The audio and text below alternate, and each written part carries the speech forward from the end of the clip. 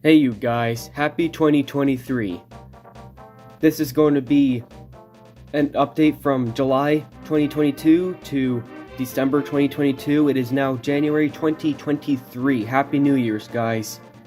I've been doing months and months of collecting, and today I'm going to share with you what I've been collecting for all those months, because my other collection update videos have been getting less and less views, so I figured I'd just combine this one into an all-in-one update, and this is what I might do from now on.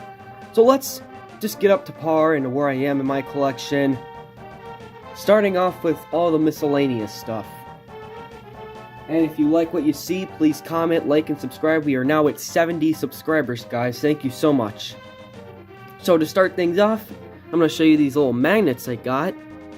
So this is a Castlevania NES magnet. It's got the box art on it, which I really like. A Godzilla magnet. I've been a fan of Godzilla for years. 1954 movie cover magnet right here. It's alive. Yeah. Very, very old school. And a Mega Man X magnet, which is what I got first. Yeah, the old school Famicom or Super Famicom art right here. My lineup of magnets. For my Nintendo Switch, so I got the Nintendo Switch back in 2019, but this is a stand this is a dock right here. No, an advanced controller, I mean. This is from Mexico. It's a very sturdy, bulky controller for your Nintendo Switch, and it feels absolutely amazing. It's got this nice D-pad here. You got these thumbsticks, and the one thing that's cool about the red one is it's interchangeable. You can take this one out, and I thought I brought a replacement down here. I don't know where it is, but yeah, you got these nice buttons. It got some use, but it's still in very nice shape. So if you hate using the Joy-Cons and you're tired of all the drift, get this one. It's only like $45. It's very, very easy to use, and it will improve your Nintendo Switch. And it looks great. So going on to the box, I also got this mini Defender arcade machine. It was only $15. It's very, very adorable looking arcade machine. Get these all little buttons, and it kind of looks like you're playing a mini. This is actually a Defender 2 for NES. It's not really Defender 1, but it's still a good game nonetheless. And you get the very familiar punch-out noise. And the Mario Bros. Or Donkey Kong start theme, or pause theme. Can't really see too well, but yeah, you have to really press that thing down to turn it off. So I got that. A little bit of nostalgia bait, but I'll take it. I think it looks cool. And something a little non-video game related, stay in tune if you're a Star Wars fan, because I also have this Princess Leia action figure from 1995, only $10. This was from a toy company called Kenner, who produced these toys back then. You got all these collectible figures. This one's still in the box, and it's never been opened. Hopefully it'll gain some high value someday. But for right now, it's not that expensive, and it's a very cool looking figure, very old school looking. So yeah, there's all the miscellaneous stuff. So let's get on to the big stuff, the video games. So something I just remembered was that Defender 2 is actually called Stargate on the NES. So I was thinking, I knew it went by another name, but I just couldn't think of it off the top of my head. And speaking of which, let's get right into the NES games. I got sit back and relax, grab a snack, grab your friends, grab your pets, because we got a lot of NES to uncover. So I'm just gonna go top to bottom. So I got Super Mario Bros. 3, which included this cool Nintendo sleeve. Big Nintendo lettering here, and we got the cartridge, which is in pretty nice shape. If I do a little marking on the back, but at least you got the sleeve to protect it. I got Pinball. This is my oldest NES cartridge. got some numbers on here, I wonder why. Got another number down here, but I tried to wipe that off. Original black box cartridge. One of the only ones I have in physical format. Very nice. Fun game. One of the earliest addicting games. I got Rad Racer, another classic. This one's actually made by Squaresoft, and it's more like the black box cartridge, but this was actually silver and it's a 1986 cartridge. Kind of like something you see on Metroid or Kid Icarus. Another nice addition to one's collection. Marble Madness in 1984. This is from Milton Bradley, part of the classic arcade game Marble Madness. Very tricky to master, but still nice way to pass up the time nonetheless, and the cartridge is in nice shape. Here's a big one, guys. One of my favorite franchises is Mega Man, and here we have Mega Man 3 on NES. I beat this one on this copy, and it's such a cool game. It's everything you love about Mega Man 2, but amped up to 100. Or 50, because Mega Man 4 is the one that added the charge buster. So it got up to 50% more with the slide mechanic, but still a classic nonetheless. Nice cartridge, it's in nice shape, and I highly recommend this game. It's not that expensive, check it out. Radius is a classic in the Konami shoot 'em up series. One thing I noticed though is, so if you compare it to this cartridge though, you see these little slopes here on the cartridge, and every one of my cartridge. This is the only cartridge I have that doesn't have those slopes. I wonder if this is a counterfeit cartridge, or some of these were just... Oh, and I guess somebody by the name of Joey had this. Wonder if Joey had anything to do with counterfeit cartridges. I don't know for sure, but that's my guess. Here is Gyruss by Ultra Games, or Konami in other words, another Konami classic. Very interesting box art here. It's a 360 rotating shooter where you take control of the ship and you have to avoid obstacles. It's kind of like the arcade game Tube Panic by Nichibusu in 1984, but this one's made by Konami and it has a really kick-ass soundtrack. Well, seeing it's Konami, I'm not really that surprised, so. It's a very nice game, and yeah, again, it has these slopes here, but Gradius doesn't. Again, I don't know why, but highly recommend this one as well.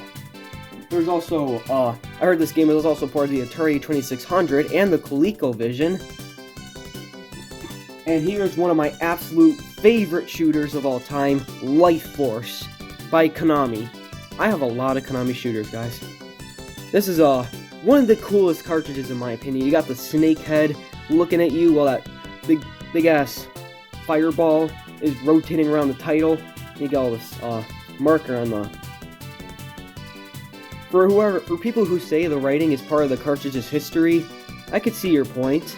I mean, you could either get rid of it or just keep it on like I am, because if you put too much rubbing alcohol in it and try to get rid of it, it'll just make the cartridge smoother, which might sound nice, but might kind of mess up the cartridge a bit, so wouldn't recommend it. But Life Force is an absolute classic on the NES, and one of the best shooters ever made for that system, and for any system as a matter of fact. Highly, highly recommended. I used the Konami code to beat that game, because it's fucking hard. Astyanax is a game by Jalico, and it's got a really 80s or 90s story you probably hear in a kid's book. This teenager gets transported to this land where he has to go fight monsters and stuff. Just some random high school boy who's just going to high school and just somehow becomes this guy fighting a dragon. It's a good game. It's kind of like Castlevania. You get like weapons such as axes and swords, and you get to fight like in a medieval setting. It's pretty good. I haven't beaten it, but excuse me, not bad. Here we have Bases Loaded by Jalico. I also have a lot of, yeah, I could say some of the most frequent kinds of video games I have in my NES collection is Jalico, Konami, and Nintendo. But yeah, it's a pretty decent baseball game. I personally prefer Baseball Simulator 1000 for the Super Nintendo, since that one was a little bit more fluent, but as far as NES baseball titles go, this one's not bad, and I recommend this. Baseball games are pretty good to have on NES. And the last game we have here is Super Mario Bros. 2, which is no introduction needed. Very classic game.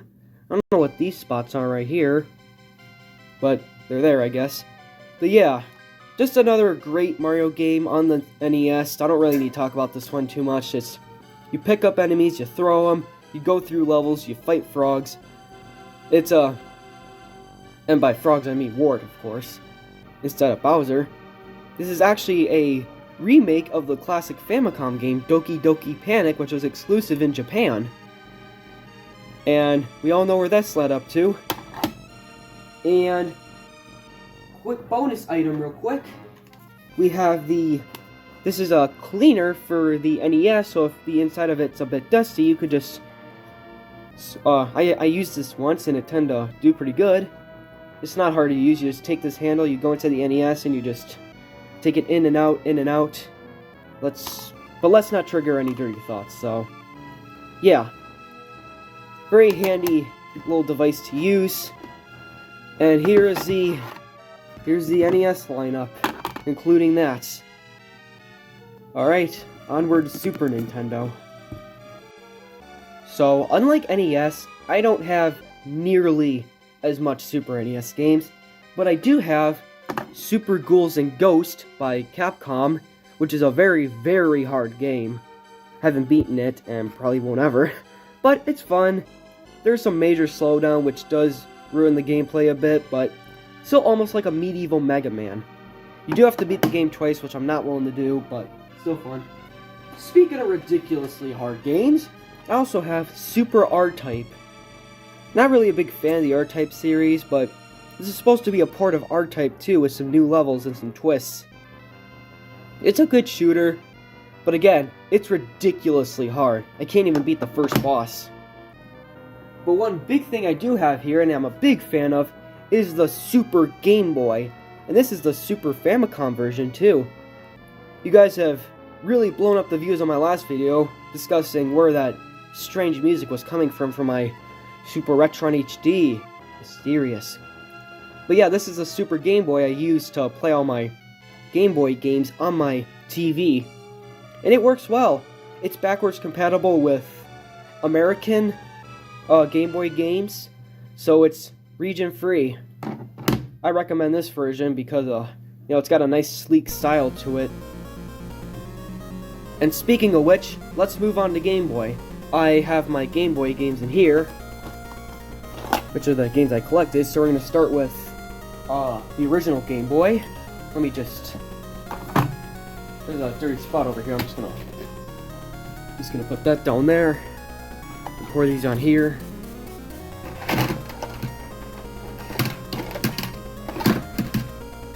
Between Game Boy Color, and Game Boy Advance, we got a lot to cover here, so I'm just gonna pick some random games. So we have Super Mario Land 2, 6 Golden Coins, which has a very corrosive looking cartridge. A lot of chemical looking spots on it. The game still works though, and it's a very fun title in the Mario series. Highly recommend this one because actually, it has more levels, it has a nice unique mechanic to it like all Mario games, and the rabbit ears is a pretty fun power up to use. So yeah, classic. Recently got this one, Donkey Kong 94 for the Game Boy.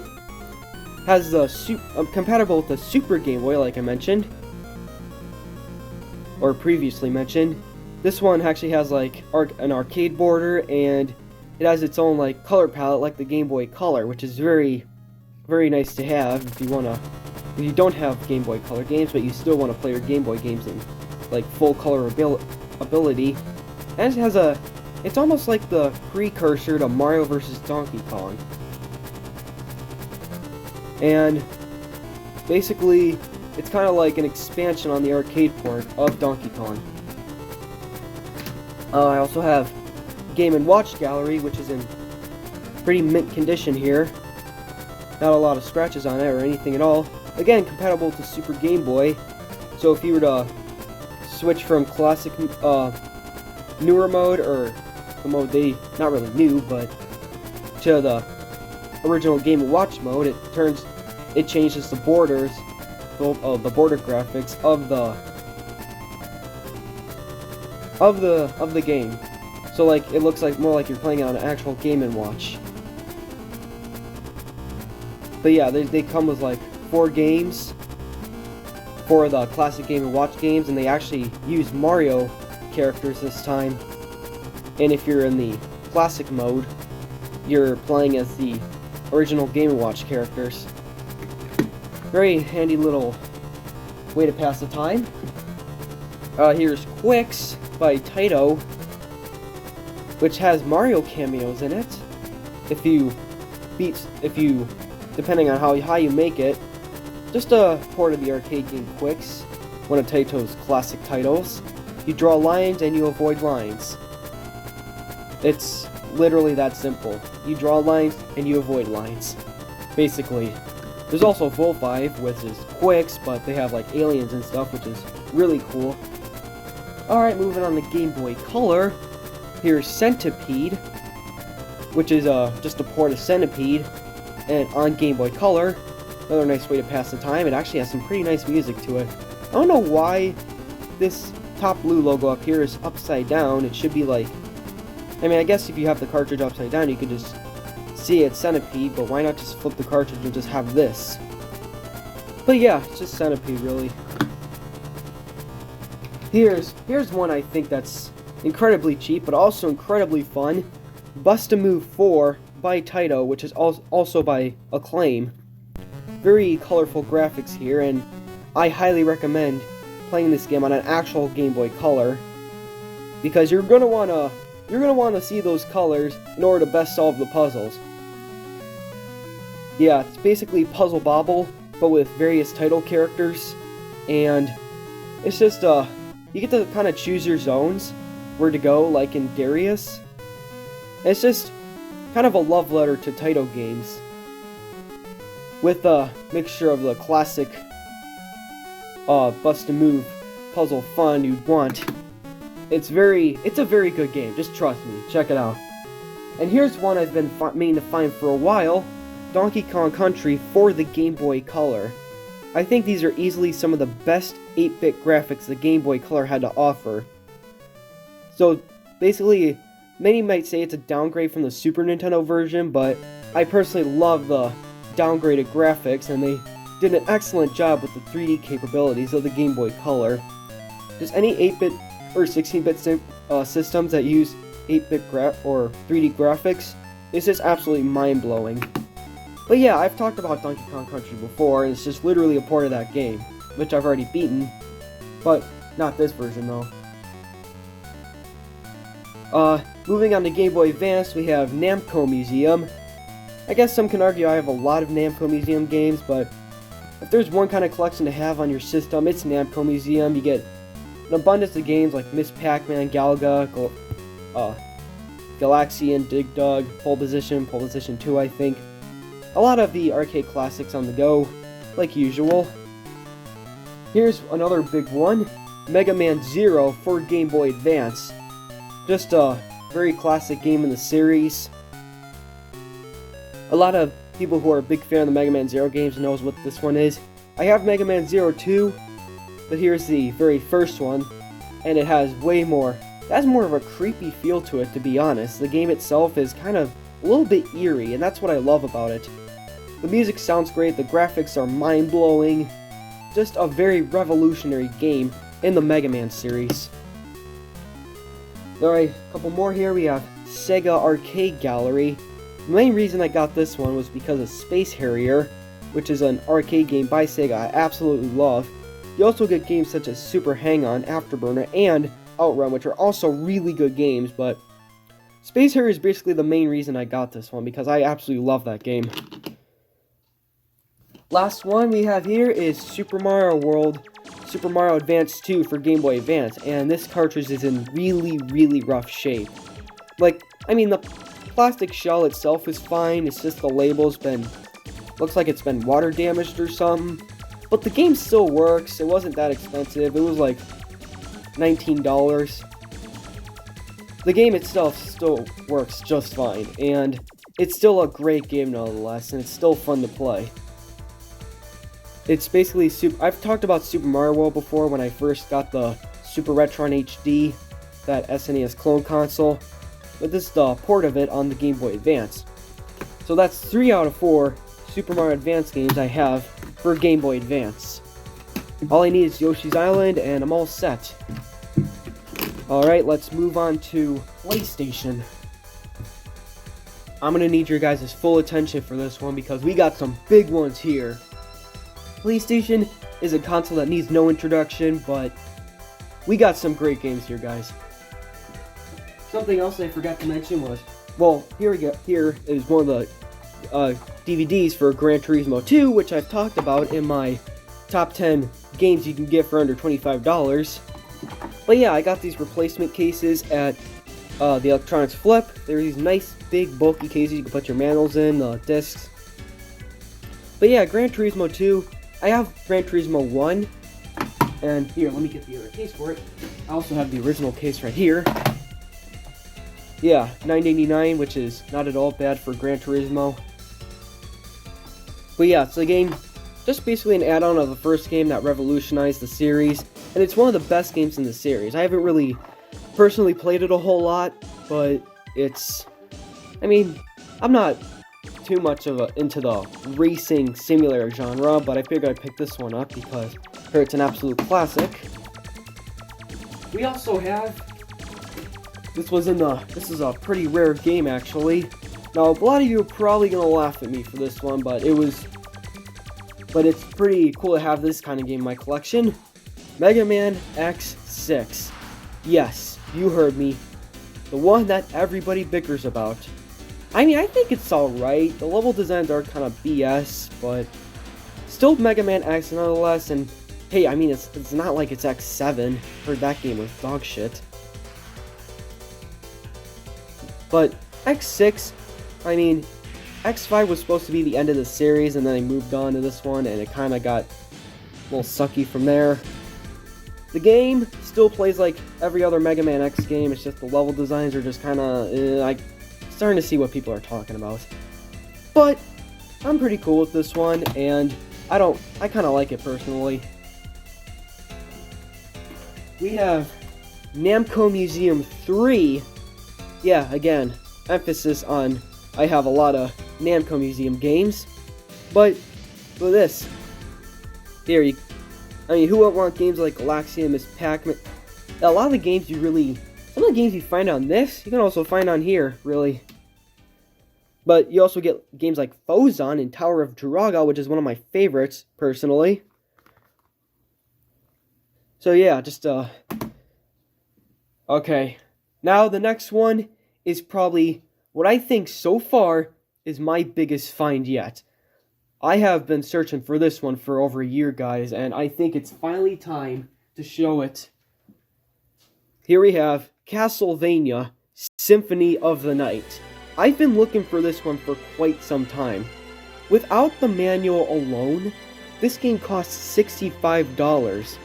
Yes, the PlayStation version cost $65 without the manual or the original cover. The fact that this was even under $100 or $70 was, to me, was absolutely mind-blowing. We have made by Konami, and so Konami games tend to be pretty pricey nowadays because they're really good back then. But this is like one of the best games in the entire series, and coined the term Metroidvania. And I've been playing the hell out of this game. So, going back to NES, you guys have probably seen these in my videos. So really, these have already been seen, but here's my original NES. I got this all the way back in August, I believe. Original front loader. It's got some scratches and some little dinks on the side, but the console still works. I tried Mega Man 2 and Master Blaster with this, but those wouldn't work for some reason. Must be the blinking red light problem, which mine often usually has, but it's still, the games I do have do work on this, and it does play games well. I mean, it's an old system, so it takes time to get it all booted up. Yeah, let me turn this off. There we go. It might be dark for a bit, but just so you guys can see more of the front of the console. Very, very nice, beautiful design. I love the closing lid and stuff. Just an absolute classic console. Next, I also have the original controller right here. The original one with the cable. Like, the NES Classic controller was short, but this one is a pretty nice length. Something else I have is, so I already told you guys I have the Game Boy Advance, but the problem is that one doesn't have a backlight. Well, not anymore, because I have the Game Boy SP, or the Game Boy Advance SP. This one has a flip-up screen like the DS, and is backlit. This is a nice blue color. It does have some scratches on it. Yeah, as you can see, there's some marks on it. Not in perfect condition, but still works. Everything, all the buttons and the backlight and everything still work. I don't know why the people originally put the price sticker on here instead of just literally anywhere else in the console, because now there's a big smudge there, which absolutely blows my mind, but again, as long as everything else works, I'm cool with it. Alright. And to save stuff for last, here's, you guys have already seen this in my, a bit dusty, but this is technically a Famiclone, which, not really anymore, because not even a day after I bought this console, if you could see, the connector pins kind of got damaged. I was trying to... Yeah, so if you get one of these, just be very careful with the pins. Otherwise, just get an original NES. That's why I got it, basically. And the Famiclone I had before that also broke. But the thing is, this one's also a Sega Genesis. Yeah, if you can see the connector pins in there, this technically plays. This is technically a Sega Genesis as well. It's just, well, why the hell? Let me ask some. Why the hell would you want to play NES games on this? This is meant for Sega Genesis games, not NES games. If you're playing games like Life Force or Gradius, that can work anyway. But yeah, just use it for Sega Genesis. Don't even bother using it for NES. So the last games I want to review here are the Sega Genesis 6-pack, which includes Sonic the Hedgehog, Golden Axe, Streets of Rage, Revenge of Shinobi, Columns, and Super Hang-On, which are all very, very good games in the Sega Genesis library. And Street Fighter II Special Championship Edition, which has the Turbo mode, which my friend and I love playing, and is a great port of the game. And with that, that is just about everything I have to review. Thank you guys for watching. Oh, and by the way, here's that replacement. Here's one of the replacement joysticks for the Nintendo Switch peripheral I showed earlier. So yeah. But that's everything I have to review for today. Happy New Year's, guys, and thank you guys so much for watching. And I'll probably get back to community posts pretty soon. And I'll try to come out with some more shorts. And see you later.